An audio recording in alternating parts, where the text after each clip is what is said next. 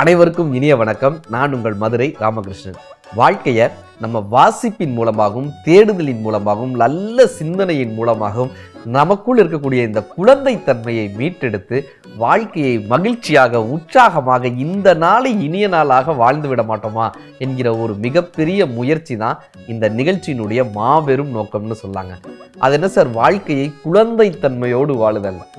Children of heaven ஒரு படம் வருங்க.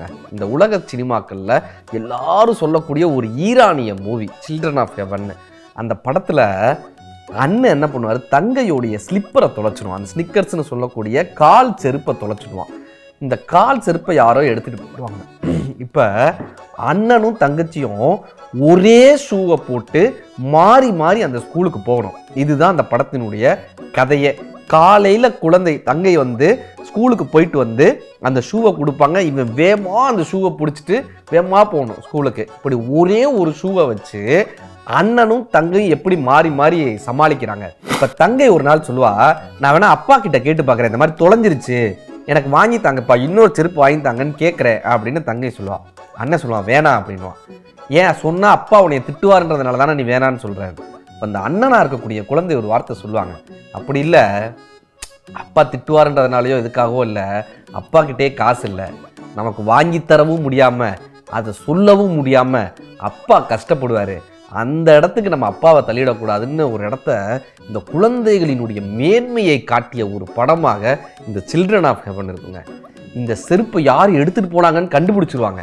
ஒரு குழந்தை எடுத்துகிட்டு போயிருக்கோம், யார் எடுத்துகிட்டு போனாங்க கண்டுபிடிச்சி அந்த குழந்தையோடைய வீட்டுக்கு வரைக்கும் போய் ஃபாலோ பண்ணி பார்ப்பாங்க. ஆனால் அந்த குழந்தையினுடைய வீடு இவங்களை விட வறுமையாக இருக்கும். பரவாயில்லன்னு விட்டுட்டு வந்துடுவாங்க. இவங்களே பெரிய போராட்டம், ஆனால் கேட்க மாட்டாங்க. அப்படியே விட்டுட்டு வரக்கூடிய அந்த குழந்தைத்தன்மையினுடைய மேன்மை இருக்குல்ல, அந்த குழந்தைகள் உலகமே அழகான உலகங்க. சிறார் எழுத்தாளர் எழுதியிருப்பாரு, ஒரு தொப்பி, இதை போய் ஒவ்வொருத்தட்டையாக கேட்குறாங்க. ஒரு தொப்பியை வரைஞ்சிடான் ஒரு பையன், ஒரு தொப்பி வரைஞ்சு ஒருத்தட்ட கேட்குறான், இது என்ன? அவர் தொப்பின்றாரு.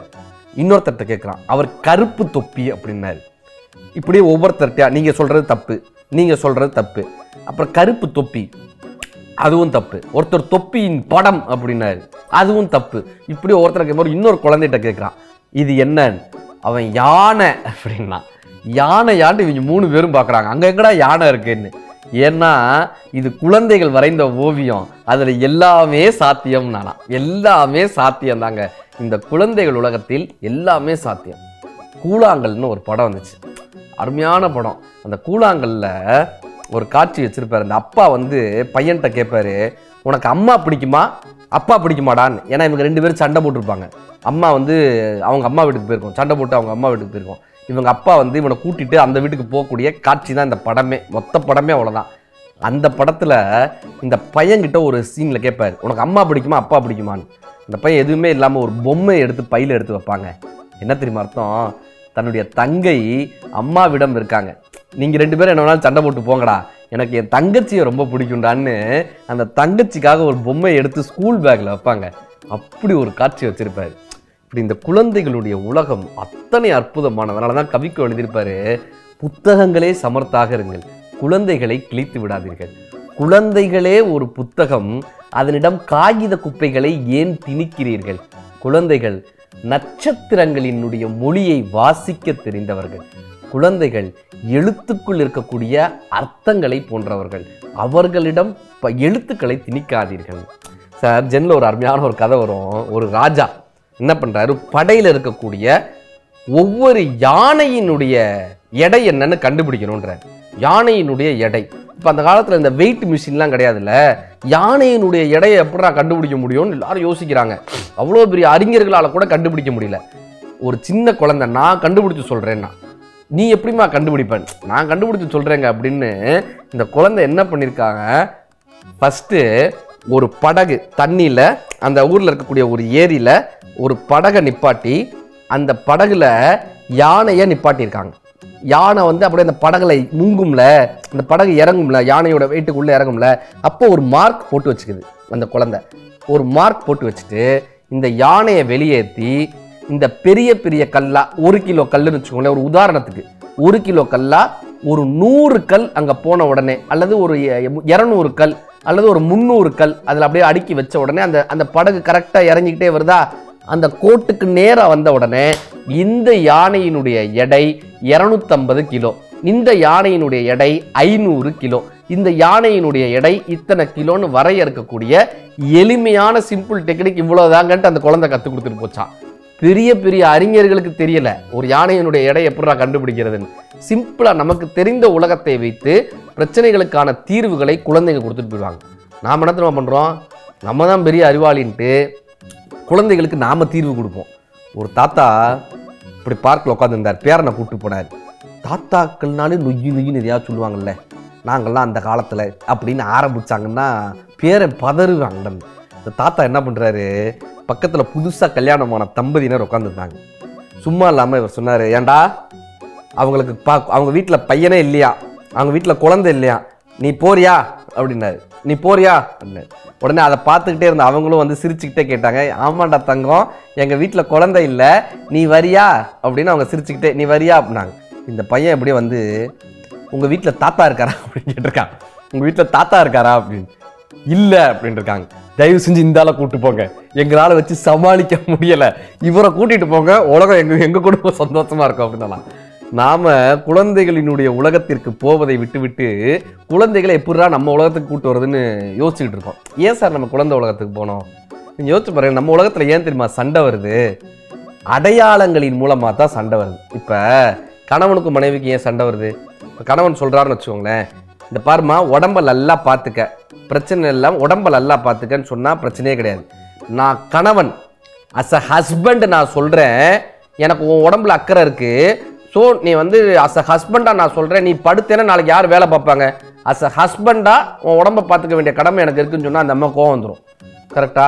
அது என்ன அஸ் அ ஹஸ்பண்டு கோவம் வருமா? இப்போ சைவம் சாப்பிடுங்க, அது வந்து சில வகையில் உடம்புக்கு நல்லது, ஜீரணமாகும், இப்படி சொன்னீங்கன்னா கேட்டுப்பாங்க. அஸ் அ வெஜிடேரியனை நான் சொல்கிறேன், சைவம் சாப்பிட்டா தான் நீங்கள் நல்லது அப்படின்னு சொன்னால் கோவம் வருமா நமக்கு? கரெக்டா?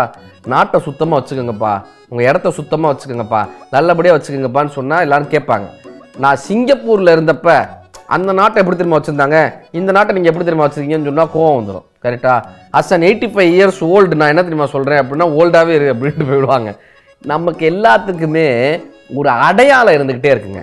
நான் வந்து ஒரு பெரிய பதவியில் இருந்தவன், நான் வந்து ஒரு பெரிய போஸ்ட்டில் இருந்தவங்க, நான் வந்து ஒரு பெரிய பணக்காரராக, ஏதோ ஒரு அடையாளம் நமக்குள்ளே இருந்துக்கிட்டே இருக்குது.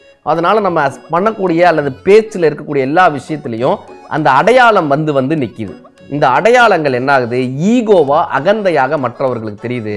அதனால் பிரச்சனைகள் உருவாகுது. குழந்தைகளுக்கு அடையாளமே இல்லைங்க, குழந்தைகளுக்கு அகந்தையே இல்லைங்க, குழந்தைகளுக்கு வேறு எந்த விதமான எண்ணமும் இல்லாத காரணத்தினால குழந்தைகளினுடைய உலகம் அழகான ஒரு உலகமாக இருக்கு. ஒரு குரு கிட்ட ஒருத்தன் போய் ஞானம் அடையணும், குருவே என்ன பண்ணலான்னு, நீ யாருன்னு கேட்டார். அவனுடைய பேரை சொன்னான். அது பேருப்பா, நீ யாரு? நான் ஒரு பெரிய தொழிலதிபர்னா. அது நீ பண்ற தொழிலுப்பா, நீ யாரு? நான் இத்தனை பேருக்கு இத்தனாவது பையன், இவருக்கு இந்த பையன். அது நீ பிறப்பினால் வந்த உன்னுடைய குடும்பத்தினுடைய அடையாளம்ப்பா, நீ யாரு? இப்படியே கேட்டுட்டே வந்து கடைசியா அவன் சொன்னா, நான் யாருன்னு எனக்கு தெரியாதுங்கன்னா. உண்மை அதுதான். நான் யார் என்று தெரியாத போதுதான் ஒருவனிடம் இருக்கக்கூடிய அகந்தை வெளியேறுகிறது. ஒருவன் தன்னிடம் இருக்கக்கூடிய அடையாளங்களை தூக்கி எறியும் போதுதான் அவனுடைய அகந்தை வெளியேறுகிறது. அப்படி குழந்தைகளுக்கு தான் யார் என்ற அடையாளமே இல்லாத காரணத்தினால் அவர்களிடம் அகந்தையும் இல்லாமல் இருக்கிறது. குழந்தைகள் உலகம் அழகாக இருக்கிறது. இந்த பெற்றோர்களுக்கு சொல்லிட்டு போறேங்க, 3 வகையான குழந்தைகள் இருக்காங்க. முதல் குழந்தை கொஞ்சம் படிக்க சொன்னால் நல்லா படிச்சிடும், அறிவாளியாக மாறிடும், வாழ்க்கையில் அறிவாளியாக இருந்துடும். 2வது குழந்தை பேச்சின் மூலமாகவோ, எழுத்தின் மூலமாகவோ, ஓவியத்தின் மூலமாகவோ, கலையின் மூலமாகவோ குழந்தைகள் ஏதோ ஒன்றை கற்றுக்கொண்டு கலைஞர் ஆயிடுவாங்க. 3வது குழந்தை தனக்கு என்ன ஆகணும்னே தெரியாமல் அது குழந்தை தன்மையோடையே இருக்கும். பெற்றோர்கள் அந்த குழந்தையின் மீது தான் இன்னும் அதிக கவனம் செலுத்த வேண்டும்ன்ற ஒரு தாழ்மையான ஒரு வேண்டுகோளோடு இந்த குழந்தைகளின் உலகம் அற்புதமான ஒரு உலகம். இந்த குழந்தைகள் பள்ளி படிப்பில் மேதைகள், பக்குவம் வந்தால் ஞானிகள், நல்ல வழிகளை தேடுங்கள், புதிய உலகம் காணுங்கள். நன்றி.